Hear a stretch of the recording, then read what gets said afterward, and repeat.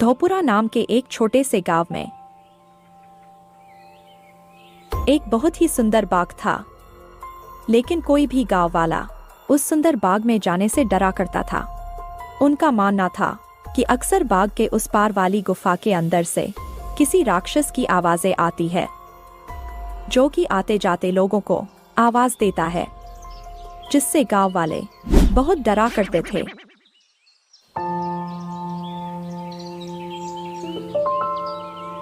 अगले दिन गांव का एक लड़का रामू, यार, इस गुफा में से आवाजें कौन देता होगा?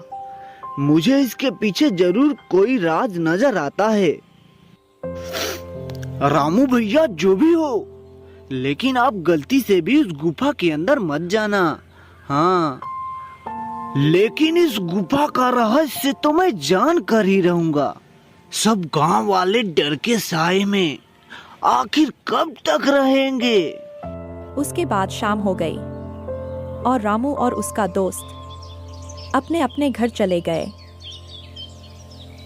अगले दिन सुबह सारे गांव में सन्नाटा था और रामू के घर के बाहर उसकी लाश रखी हुई थी। सब रो रहे थे। शाम को बस यह बोलकर घर से निकला था कि एक रहस्य से पर्दा उठाने जा रहा हूँ। मेरी रामू की बहादुरी मुझसे ले डूबी। हाय मेरा बच्चा। हो ना हो, ये उस गुफा वाले राक्षस ने ही किया है। हाँ। उसी गांव में धनु नाम का व्यक्ति रहता था, जो एक किसान था। उसके दो बेटे थे, मोहन और सोहन।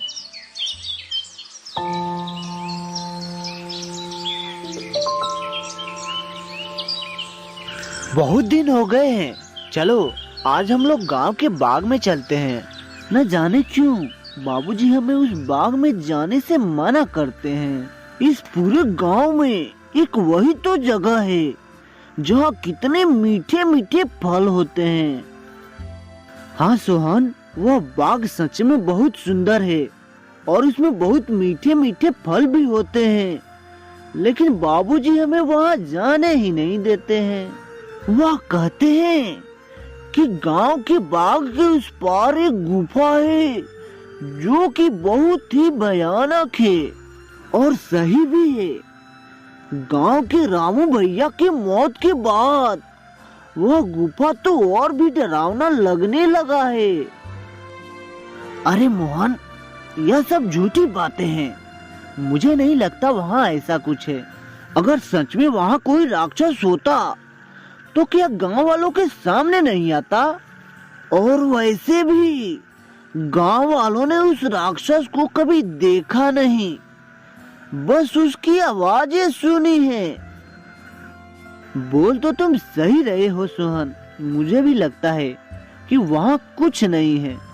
चलो ठीक है, हम लोग कल उस बाग में चलेंगे और क्या पता हमें रामू भैया के मौत के बारे में कुछ जानकारी भी मिल जाए। हाँ ठीक है, कल चला जाएगा। इसके बाद दोनों भाई अपने कमरे में जाकर सो जाते हैं। अगली सुबह, देखो मेरे प्यारे बेटो, मैं किसी काम से खेत में जा रहा हूँ। तुम दोनों अपना ख्याल रखना।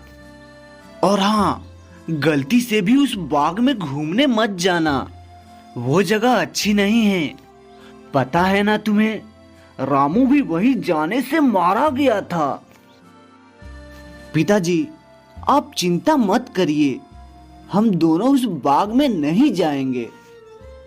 इसके बाद उनका पिता वहां से चला जाता है और अपने पिता के जाते ही दोनों भाई उस बाग की तरफ जाने लगते हैं।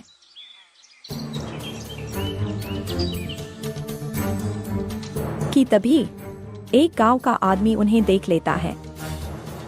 अरे मोहन और सोहन, तुम दोनों इस बाग की तरफ कहाँ जा रहे हो? क्या तुम्हें नहीं पता कि बाग के उस तरफ एक गुफा है जो कि बहुत ही डरावना है। वहां से अक्सर किसी राक्षस की आवाजें आती रहती है। अरे काका, हम लोग बस यहीं बाग में जा रहे हैं, कुछ फल तोड़कर वापस आ जाएंगे। चलो ठीक है बच्चों, पर तुम लोग शाम होने से पहले लौट आना। हाँ अच्छा ठीक है, अब मैं चलता हूँ। इसके बाद वो आदमी वहां से चला जाता है। हाँ, मुझे तो बहुत डर लग रहा है। अब मैं इसके आगे एक कदम भी नहीं जाऊंगा। तुम्हें जाना है तो जाओ। अच्छा ठीक है, फिर तुम मेरा यहीं पे इंतजार करना। मैं सच जानना चाहता हूँ कि क्या वाकई में वो आवाज राक्षस की है कि नहीं, इसलिए मैं तो गुफा के अंदर जा रहा हूँ। इसके बाद सोहन अकेले ही आगे बढ़ता है। वह थोड़ी दूर ही पहुंचा होगा, तभी अचानक सोहन ने देखा कि एक अजीब सा दिखने वाला इंसान उसकी तरफ तेजी से बढ़ता आ रहा था और सोहन के पास आकर खड़ा हो गया। यह देखकर सोहन बुरी तरह से डर गया।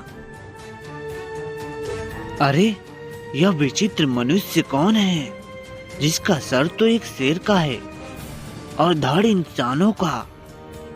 सावधान, इससे आगे बढ़ने की कोशिश भी मत करना, वरना तुम्हें अपने जान से भी हाथ धोना पड़ सकता है। देखो, मैं उनमें से नहीं हूँ जो तुम्हें देखकर डर जाए। मैं अपने लक्ष्य के लिए आया हूँ और मुझे कोई भी रोक नहीं सकता है। अब मेरे रास्ते से हट जाओ, वरना अंजाम अच्छा नहीं होगा। सोहन की चेतावनी सुनकर विचित्र मानव गुस्से से बोला, तुम बात को समझ नहीं रहे। इस गुफा में जाने से तुम्हारी जान भी जा सकती है और मुझे समझना भी नहीं।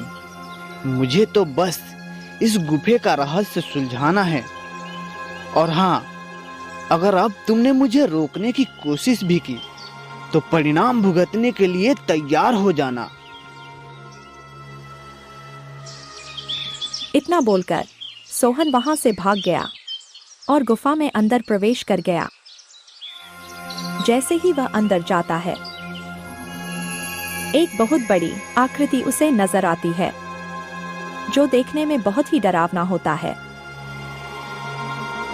आओ लड़के, तुम्हारा इस जादुई गुफा में स्वागत है। मैं कई वर्षों से गुफा के बाहर आते जाते लोगों को आवाजें लगाता हूँ, फिर सारे गांव वाले उस आवाज को सुनकर भाग जाते हैं। कोई भी गांव वाला इस गुफा में आने की हिम्मत नहीं कर पाता, लेकिन तुम एक बहुत ही बहादुर लड़के हो जो कि इस गुफा में अकेले ही चले आए। लेकिन तुम मुझे दिखाई क्यों नहीं दे रहे हो? क्या तुम किसी को दिखाई नहीं दे सकते हो? नहीं, इस वक्त मैं तुम्हें दिखाई नहीं दे सकता, क्योंकि मैं इस राक्षस की परछाई हूँ। वो राक्षस तो इस गुफे के तहखानों में कई वर्षों से कैद है। कैद? तो तुम मुझे बताओ, क्या उस राक्षस को इस गुफा के तहखाने से रिहा करने का कोई उपाय नहीं है?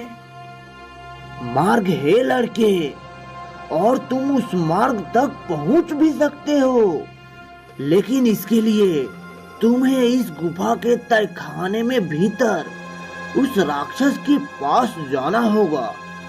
वही राक्षस तुम्हें उसकी मुक्ति का राज बताएगा। जिसके बाद सोहन गुफा में अंदर जाने लगता है। जैसे ही सोहन तहखाना के अंदर जाता है, तो उसे एक आग जलती हुई दिखाई देती है।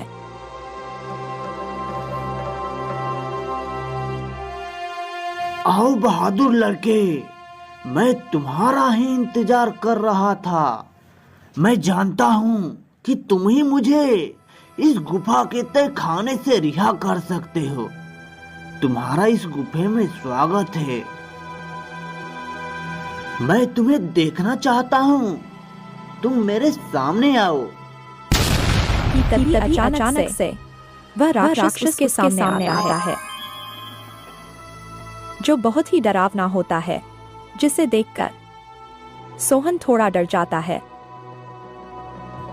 देखो, तुम डरो मत लड़के, मैं तुम्हें कुछ नहीं करूंगा। मैं जानता हूँ कि तुम मेरी मदद करने आए हो, लेकिन एक बार फिर सोच लो, क्योंकि मुझे यहाँ से रिहा करना इतना आसान काम नहीं है।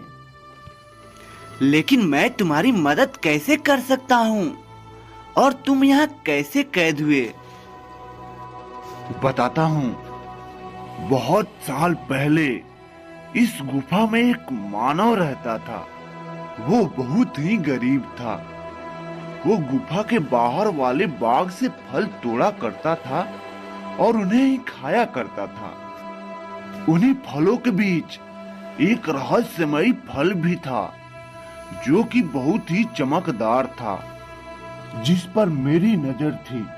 वो फल मेरी उम्र 100 साल और बढ़ा सकता था, लेकिन मैं इस फल को तब तक नहीं खा सकता था जब तक कोई इंसान उस फल को पेड़ से तोड़ ना ले। फिर एक दिन वो इंसान उस चमकदार फल को उस पेड़ से तोड़कर इस गुफे में आया। जब मैंने उसे देखा तो मैं भी उसके पीछे पीछे इसी गुफा में चला आया, और फिर मैंने उससे कहा कि हे मानव, तुम जो इस बाग से सबसे चमकीला फल तोड़कर लाए हो, उसे मुझे दे दो। इसके बदले तुम जो भी 2 इच्छाएं मांगोगे, उसे मैं पूरा करूंगा। ठीक है, वो फल मैं तुम्हें दे देता हूँ, पर मेरी 2 इच्छाएं हैं। पहला ये कि तुम मुझे ये वरदान दो कि आज से ये बाग मेरा होगा, और दूसरा ये कि तुम इस गुफा में हमेशा के लिए कैद हो जाओगे, ताकि इस बाग में तुम्हारे डर से कोई भी ना आ सके, और हमेशा के लिए मैं ही इस बाग में राज करूं। वो आदमी मुझे फल तो दे देता है, और उस फल को खाकर मेरी उम्र 100 साल बढ़ गई, लेकिन उस आदमी को दिए गए वरदानों के तहत मैं इसी गुफे में कैद होकर रह गया। लेकिन हाँ, उस वरदान को देने के बाद मैंने उसे 2 श्राप भी दिया था कि तुम इस गुफा में कभी नहीं आ पाओगे, और दूसरा कि तुम एक जानवर बन जाओगे। तब से वो मानव इस गुफा में कभी नहीं आता। क्या आपसे पहले आपको यहाँ से निकालने की किसी ने कोशिश नहीं की?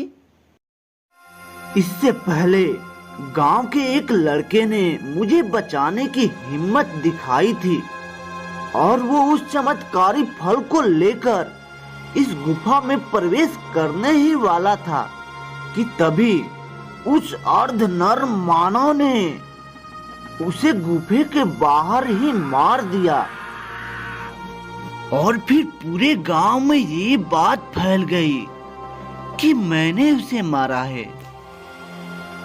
हाँ, वो लड़का हमारे गांव के रामू भैया थे। उस जानवर जैसे दिखने वाले मानव ने उसे मारा है। मैं आपको इस गुफे से आजाद जरूर कराऊंगा, लेकिन मुझे ये तो बताओ कि मैं तुम्हें आजाद कैसे कराऊंगा? तुम्हें यहाँ से उस बाग में जाना होगा। वहाँ तुम्हें उस बाग में रहने वाले उसी आदमी का झोपड़ी दिखेगा, जिसकी वजह से मैं इस गुफे में कैद हूँ। तुम्हें उसकी झोपड़ी में जाना होगा, फिर वहाँ से तुम्हें वही चमकदार फल लाना होगा। मेरी मुक्ति का राज उस फल में ही कैद है। ध्यान रखना बहादुर लड़के, उस मानव की झोपड़ी में कोई नहीं जा सकता। जब वो सो रहा होगा, तुम्हें तभी जाना होगा और उसकी फलों की टोकरी में से सबसे चमकता फल लाना होगा। लेकिन तुम्हें ये काम बड़ी होशियारी से करना होगा, क्योंकि अगर ये बात उस आदमी को पता चल गया तो वो तुम्हें जिंदा नहीं छोड़ेगा। ठीक है, मैं तुम्हारे लिए वो चमकदार फल लेकर जरूर आऊंगा, लेकिन तुम्हें मेरी एक बात माननी होगी। कौन सी बात? तुम्हें हमेशा हमेशा के लिए ये गुफा और मेरा गांव छोड़कर जाना होगा। ठीक है, मुझे मंजूर है। इसके बाद सोहन वहां से बाग में जाता है और उस विचित्र मानव के झोपड़ी की तरफ बढ़ने लगता है। सोहन देखता है कि उस आदमी के झोपड़ी में कोई नहीं है। वो इधर उधर देखता है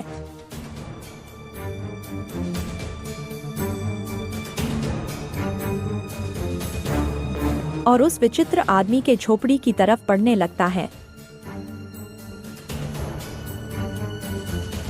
सोहन अंदर जाकर देखता है कि बहुत सारे फल उस आदमी के झोपड़ी में रखे हैं। अरे, यहाँ तो कितने सारे फल हैं, लेकिन इन फलों में से कोई भी सबसे ज्यादा नहीं चमक रहा है। तभी अचानक सोहन देखता है कि वही आदमी अपनी झोपड़ी के तरफ आ रहा है। ये देखते ही सोहन दरवाजे के पीछे छिप जाता है। वो आदमी अपने झोपड़ी में आता है और पास के चारपाई पर लेटकर सो जाता है। ये देखकर थोड़ी देर बाद सोहन बाहर आता है और उन फलों की टोकरी में से सबसे चमकदार फल ढूंढने लगता है। लगता है यही वो चमकदार फल है। मुझे जल्दी से ये लेकर उस राक्षस के पास जाना होगा। और फिर वो वहां से जाने लगता है। तभी उसके पैरों की आवाज सुनकर वह विचित्र मानव जग जाता है। रुको लड़के, तुम मेरा जादुई फल लेकर कहाँ जा रहे हो? तुम मेरा मुझे जादुई फल वापस कर दो, वरना मैं तुम्हें यहाँ से बाहर नहीं जाने दूंगा। सोहन ये सुनकर डर जाता है। मुझे ये फल ले जाने दो काका। मैं इस फल को उस राक्षस को देकर उसे उस गुफा से रिहा कर देना चाहता हूँ, ताकि फिर बिना डरे गांव वाले इस बाग में आ जा सके। मुझे ये फल लेकर जाने दो काका। क्या कहा लड़के? तुम मेरी कई सालों की मेहनत पर पानी फेर देना चाहते हो? उस राक्षस के उस गुफा से रिहा होते ही ये सारे गांव वाले मुझे यहाँ से निकाल देंगे। नहीं नहीं, मैं ऐसा नहीं होने देना चाहता। चलो जल्दी से तुम मेरा जादुई फल मुझे वापस कर दो। यह सुनकर सोहन वहां से उस चमकदार फल को लेकर भागने लगता है और तभी वह विचित्र मानव भी उसके पीछे पीछे भागने लगता है। सोहन भागते भागते उसी गुफा में पहुंच जाता है। जैसे ही वह गुफा में पहुंचता है, वह जादुई फल उसके हाथ से नीचे गिर जाता है, जिसके गिरते ही तोता में बदल जाता है। सोहन यह देखकर हैरान हो जाता है। तभी वह विचित्र मानव वहां आ जाता है। ये तुमने क्या कर दिया लड़के? इस जादुई फल को नीचे गिरा दिया। अब ये तोता तुम्हें उस राक्षस के रिहा होने का आखिरी मार्ग बताएगा। नहीं नहीं, मैं ऐसा नहीं होने देना चाहता। वह विचित्र मानव जैसे ही सोहन को मारने के लिए आगे बढ़ता है, तभी वह विचित्र मानव अचानक से आग में जलने लगता है, जिसे देखकर सोहन हैरान हो जाता है। तभी उसे एक आवाज सुनाई देता है, जो कि राक्षस की परछाई की होता है। डरो मत बहादुर लड़के, उस मानव को उसके किए की सजा मिल चुकी है। अब बस तुम्हें अपने मंजिल का आखिरी पड़ाव पार करना है, जिसमें ये तोता तुम्हारी मदद करेगा। तभी अचानक से वो तोता उड़ने लगता है और गुफा में उसी तरफ भागने लगता है जहां वो राक्षस कैद था। सोहन भी उसके पीछे पीछे चलने लगता है। थोड़ी दूर चलने पर सोहन देखता है कि 4 चाबियां अलग अलग रंग की थी जो हवा में उड़ रही थी। तभी तोता बोला, बहादुर लड़के, तुम्हें इनमें से एक चाबी उठानी है, लेकिन याद रखना तुम्हें इनमें से एक सही चाबी उठानी है। लेकिन हाँ, तुम्हें बड़ी होशियारी से ही एक चाबी उठानी होगी। अगर तुमने गलती से भी गलत चाबी चुन ली तो ये चारों सुनहरी चाबियां गायब हो जाएंगी, जिसके बाद तुम उस राक्षस को इस गुफे से कभी आजाद नहीं कर पाओगे। ये सुन सोहन हैरान हो जाता है। हे भगवान, जी आपने मुझे किस दुविधा में डाल दिया। अब भला मैं कैसे इन चाबियों में से उस सही चाबी को ढूंढूं?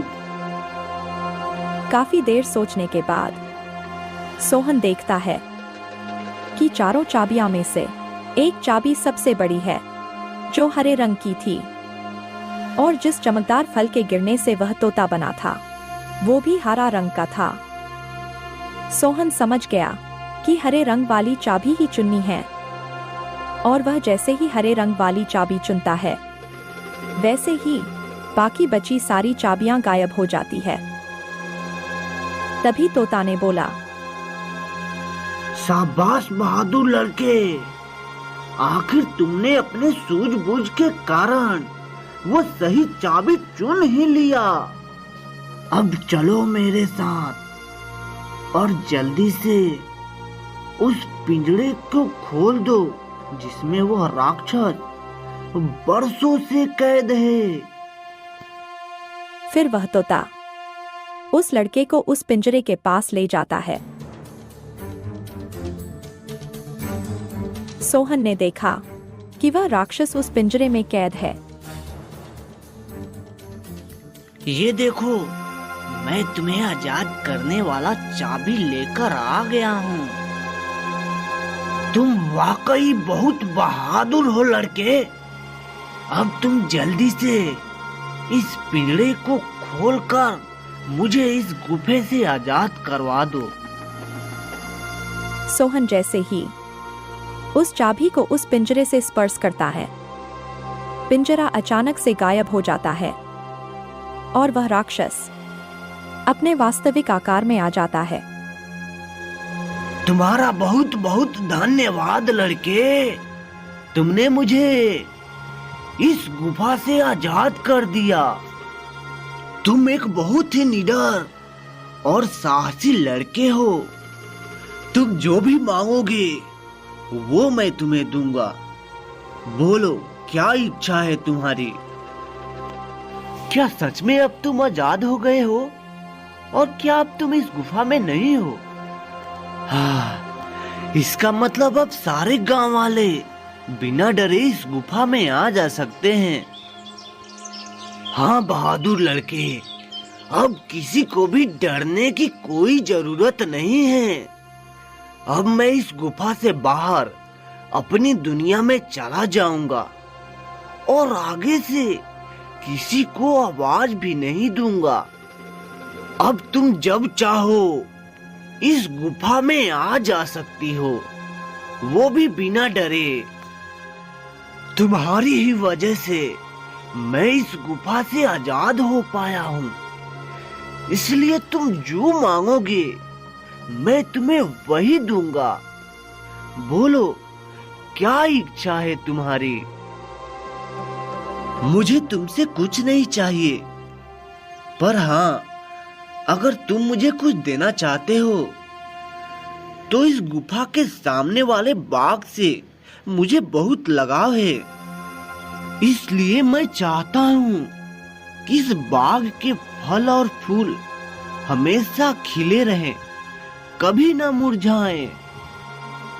ठीक है बहादुर लड़के, तुम्हारी ये इच्छा मैं जरूर पूरा करूंगा।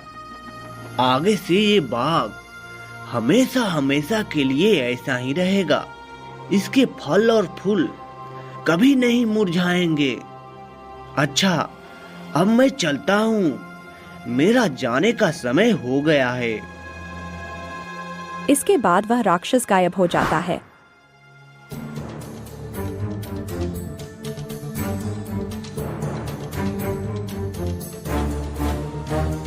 और सोहन गुफा से बाहर आता है। तभी वह देखता है कि सारे गांव वाले गुफा के द्वार पर खड़े हैं। भाई, तुम ठीक तो हो ना? क्या सच में तुम्हें उस राक्षस ने कुछ नहीं किया? भाई, मैं बिल्कुल ठीक हूँ और अब इस गुफा में कोई राक्षस नहीं है, क्योंकि अब वो राक्षस इस गुफा को छोड़कर हमेशा हमेशा के लिए चला गया है।